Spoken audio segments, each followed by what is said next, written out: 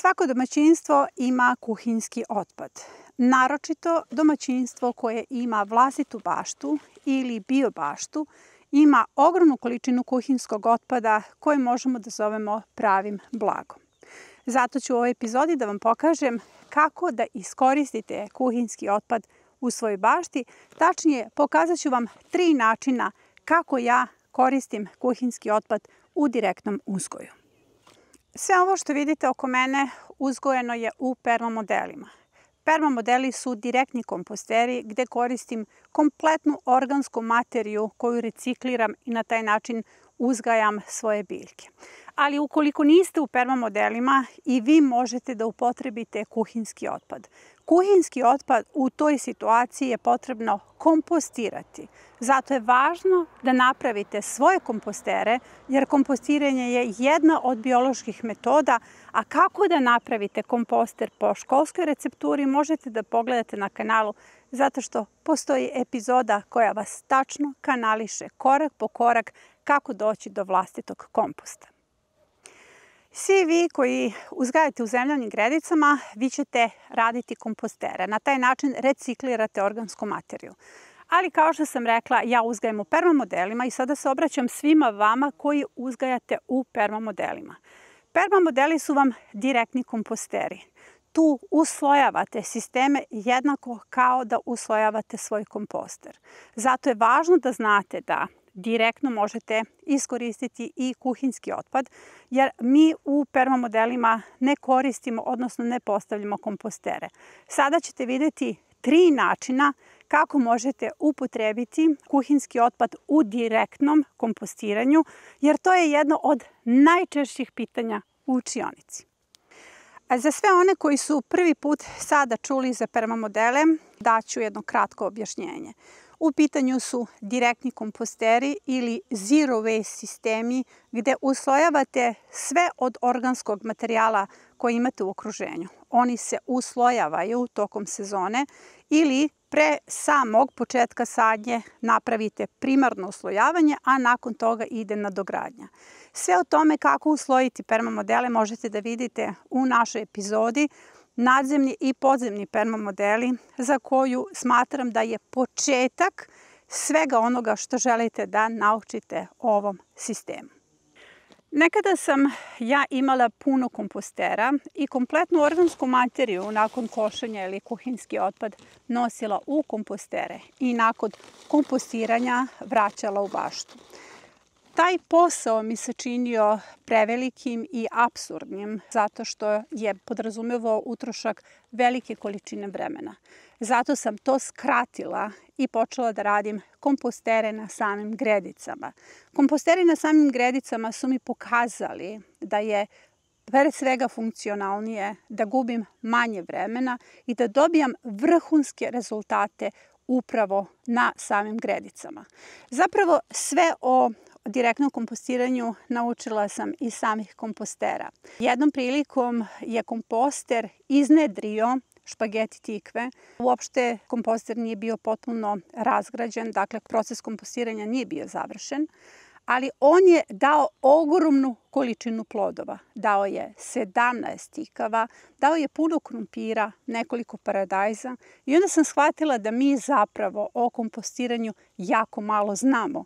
Da smo kompostiranje sveli na nekakve naučne informacije. Sam komposter me je naučio kako mogu lakše da uzgajam.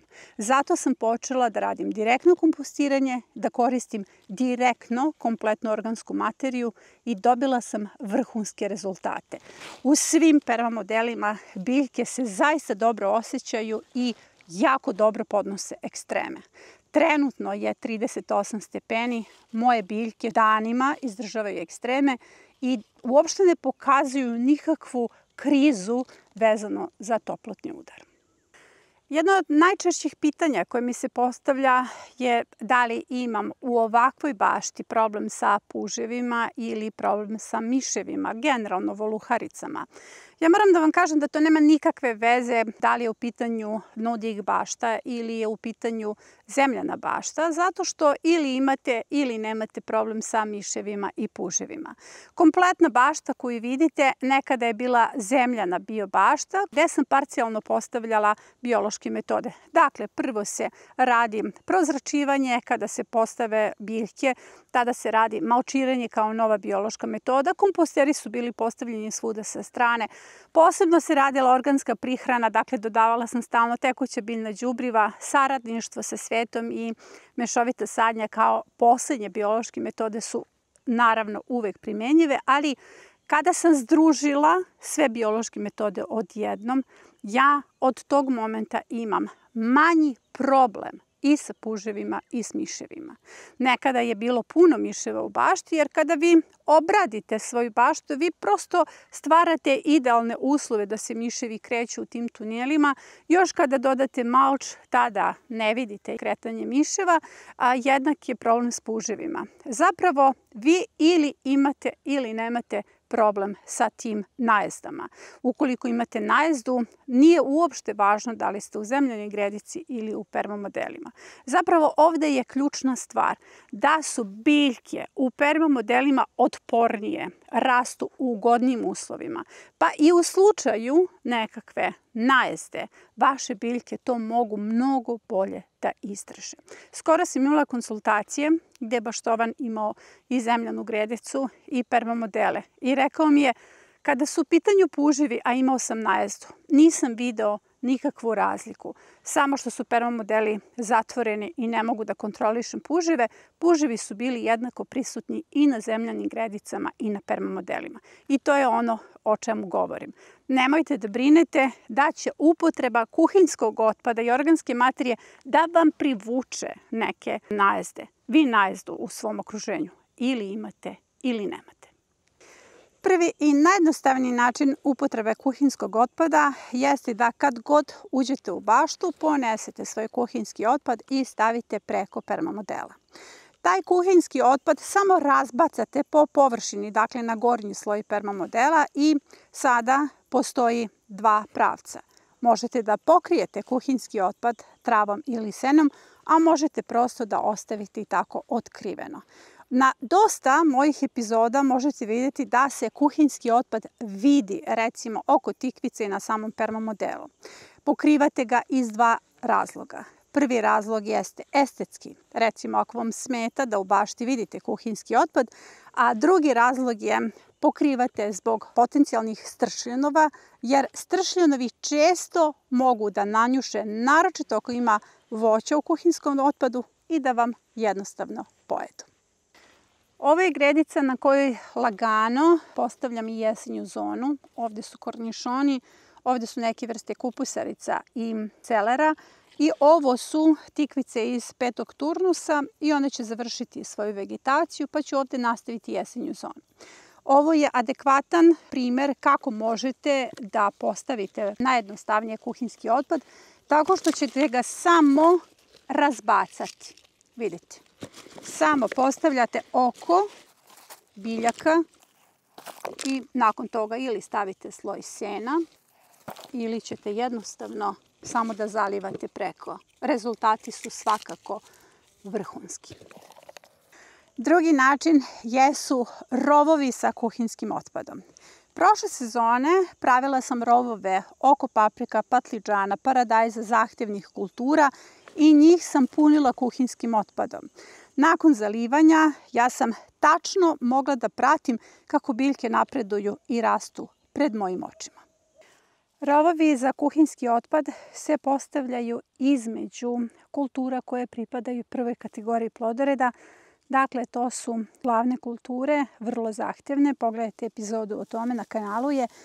Tako što ćete između, evo ja sam izabrala 2 patliđana, da postavite u permamodelu mali rović. Vidite kao neko malo gnezdo i onda samo lagano ubacujete kuhinjski otpad. Vidite, kuhinjski otpad ima svega, tikvice, zatim ljuske od jaja, ostaci paprika, ovdje ima mrkve. Dakle, imamo jedan mineralni miks i samo ćemo to zatvoriti kako zalivamo, tako će dolaziti do razlaganja tog kuhinjskog otpada i on hrani biljke.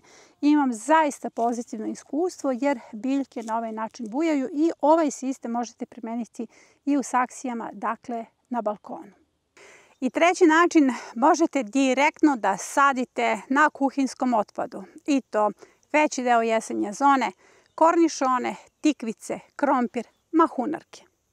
Ovo je krompir koji je uzgojen na kuhinskom otpadu. Kao što vidite, ima ga puno. Dovoljno je samo da izvadite jedan krompir i da ga sadite.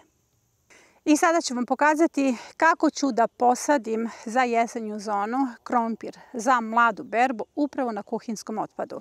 Izvukla sam krompir iz permamodela koji mogu direktno da sadim. Imam mladi krompir koji sam već posadila, klijao je i upotrebit ću stari krompir koji sam zaboravila u frižideru. Dakle, imate 3 opcije.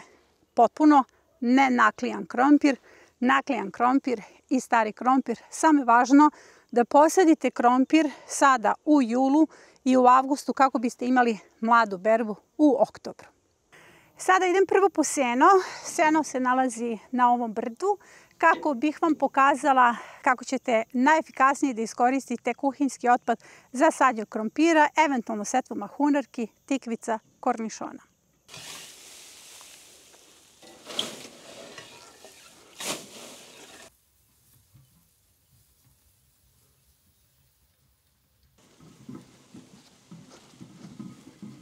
Direktnu sadnju na kuhinjski otpad pokazat ću vam na trakama za krompire. Sada ćemo prvo da postavimo traku. Za početak ćemo napraviti traku od sena. Zapravo imate ledinu, samo ćete poređati nekih 10 cm sena, širina do 50 cm, dužina može da bude neograničena. Sada kada smo postavili prvu traku sa senom, upotrebit ćemo kuhinjski otpad kao đubrivo. Dakle, sada nećete stavljati apsolutno nikakvo đubrivo osim kuhinjskog otpada. Potrebno je napraviti venac od kuhinjskog otpada i ostaviti sredinu praznu. Vidite, napravila sam 4 venca. Sada sam napravila mešavinu zemlje i komposta i stavit ću je unutar samog venca. Dakle, pravim neka mala gnezda. Sada ćemo da spuštamo krompire po 2 u jedan venac. I sada preko ide 10 cm sena. I sada je ovo završeno. Zalićemo ovo dobro. Ovo zalivate jednom nedeljno obilno ili kad je jako toplo jednom u 3 dana. I šta smo ovdje dobili? Obavili smo julsku sadnju krompira. Imaćemo mladi krompir u oktobru i upotrebili kuhinjski otpad. 3 u 1. Na isti način možete da obavite setvu, odnosno sadnju kornišona, tikvica, visokih i niskih boranija. I ako vam ovo bilo korisno, zapratite kanal.